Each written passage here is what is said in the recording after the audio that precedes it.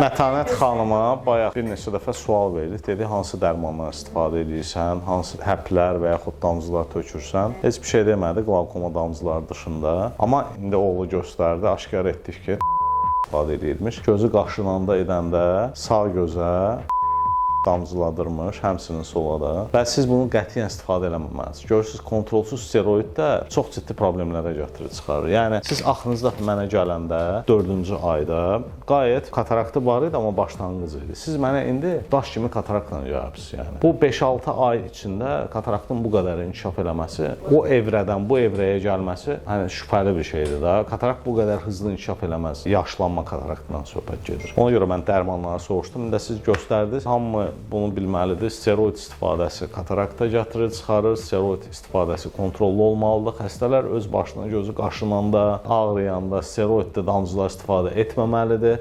Ancaq həkim təyinatından və ciddi nəzarətindən olunmalıdır bundan. Yaxşı, bu bilmirəm sizə dərs olsun gələcəyə yönəlik, amma digər insanlar da bundan dərs götürsə yaxşı olacaq.